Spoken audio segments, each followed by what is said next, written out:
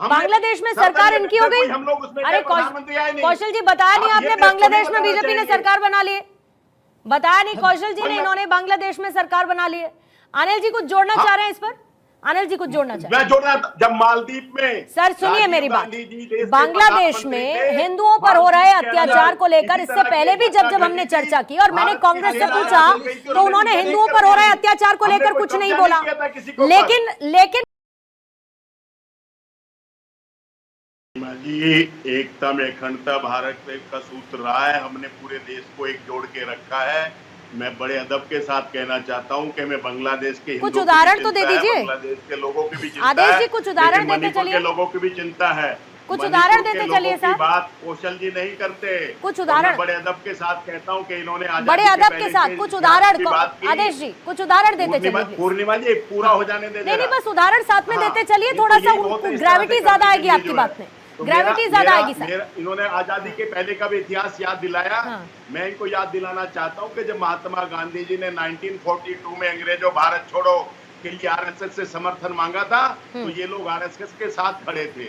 ये लोग आरएसएस के साथ खड़े थे।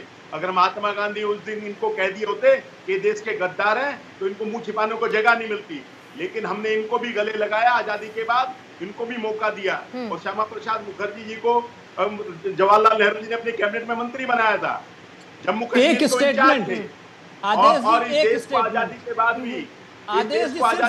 भी जम्मू कश्मीर को एक स्टेटमेंट दिखा दीजिए मेरे को। कैसा बनाया? राहुल गांधी, सोनिया गांधी, राजीव गांधी, इंदिरा गांधी, जवाहरलाल नेहरू, एक स्टेटमेंट दिखा दीजिए जो जवाहरलाल नेहरू ये कहते थे कि unfortunately I am Hindu, unfortunately I am Hindu, ये जवाहरलाल नेहरू कहते थे।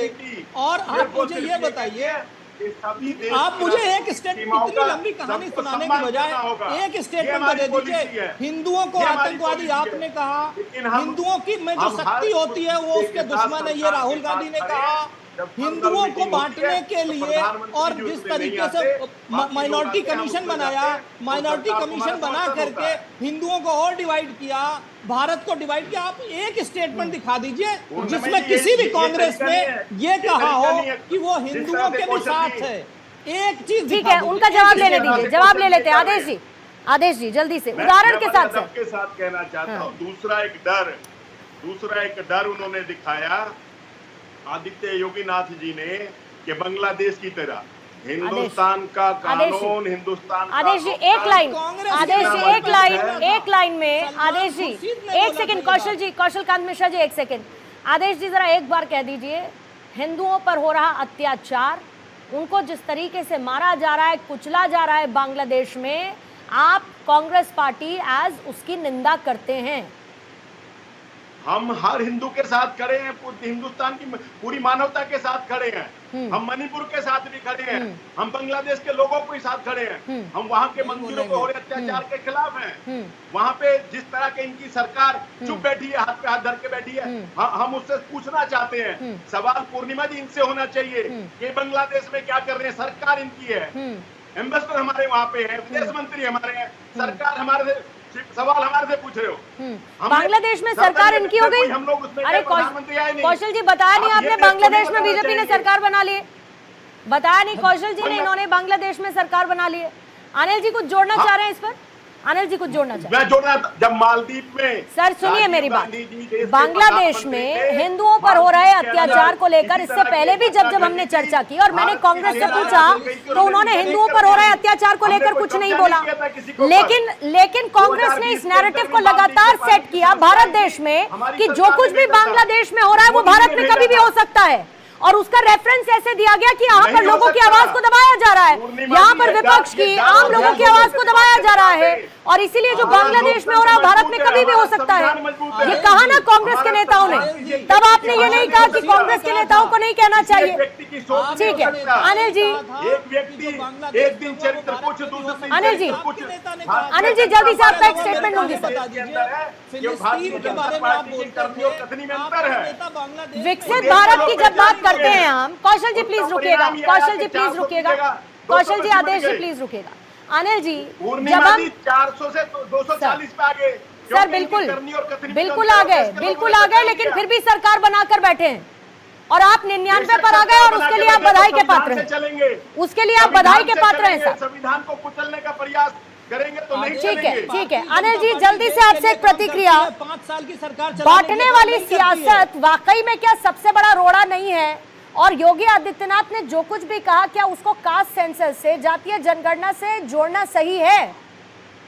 जातीय जनगणना, मैंने पहले भी कहा, जहां तक मैंने समझा उसके भाषण था, उन्होंने राज्य की एकता की बात की, देश की एकता की बात की, देश की अखंडता की बात की।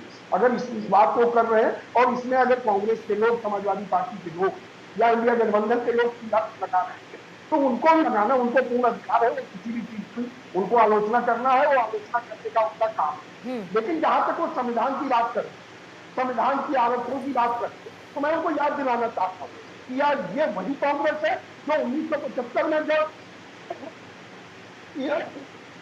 इमरजेंसी लगाई गई, 1975 में इमरजेंसी लगाई गई, देश के बड़े बड़े नेताओं को जेल में डाला गया, 19 महीने लोगों के नाखून पीछे गिरे, ये वही कांग्रेस है। इनके मुंह से संविधान की बात अच्छी लगती है। ये मंडल कमीशन की बात वर्षों तक करी रही, 4 दशक तक कांग्रेस की सरकार रही और मंडल कमीशन को लागू करने का काम इन्होंने नहीं किया। आरक्षण की के बाद भी उस आरक्षणों को इन्होंने क्यों नहीं लागू किया? जनगणना इनके समय में क्यों नहीं होगा? उसके जो जनगणना इनके समय में हुई थी तो क्या इनको नहीं किया गया?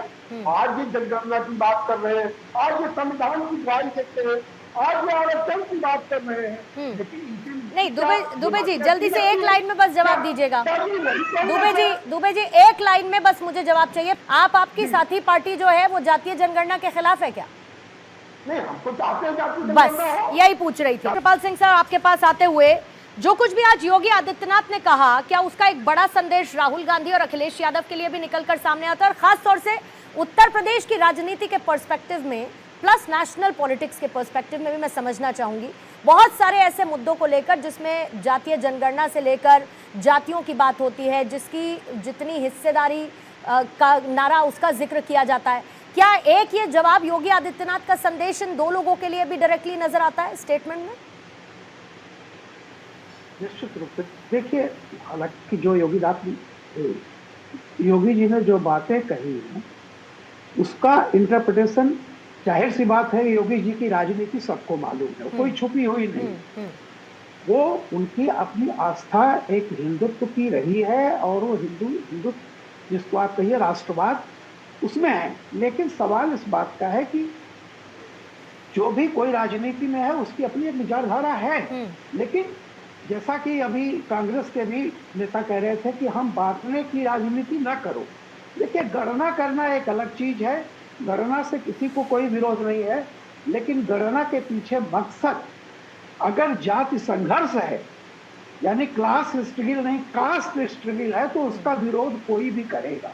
कम से कम जो सत्ता में बैठा हुआ है वो तो कभी नहीं चाहेगा कि समाज में विद्वेष हो, वो कोई चीज हो, जनता के सामने सबको जाना है। और रही एक बात मैं बताऊं, ये देखिए मंडल कमीशन की रिपोर्ट 1980 में आई थी, तब इंदिरा गांधी जी थी। 80 में आई और 90 तक 10 साल कांग्रेस का शासन रहा। उसको इंदिरा जी ने दबाया, राजीव जी ने दबाया, उसके खिलाफ थे और उसको लागू किया विश्वनाथ प्रताप जी ने। आज जो लोग बड़ी बड़ी बातें कर रहे हैं कि पिछड़ों का और फलाना का, तो देखिए इतिहास पलट कर देखिए। और जो साहब आप कह रहे थे अभी नारा, वो नारा पूरा ये था, जाति पर न पात पर, इंदिरा की बात पर, मोहर लगेगी हाथ पर। और राजीव जी ने हारने के बाद जब वो प्रधानमंत्री पद उनका चला गया था, पार्लियामेंट में 1990 में जब ये लागू किया गया, उनका भाषण देख लीजिए, 1.5 घंटे का उनका भाषण था और उन्होंने कहा था जाति जनगणना या ये सब इसके खिलाफ बोले थे। चलिए कोई बात नहीं, आज आप नए तरीके से कोई राजनीति करना चाहे करें, लेकिन मेरा कहना है कि जो सत्ता में कहीं बैठा है, चाहे प्रदेश की सत्ता में हो चाहे देश की सत्ता में, उसकी जिम्मेदारी बनती है कि अपने निवासियों को, वो 140 करोड़ हो या उत्तर प्रदेश के जितने भी हो, उनको आप एकजुट कहने की बात कीजिए।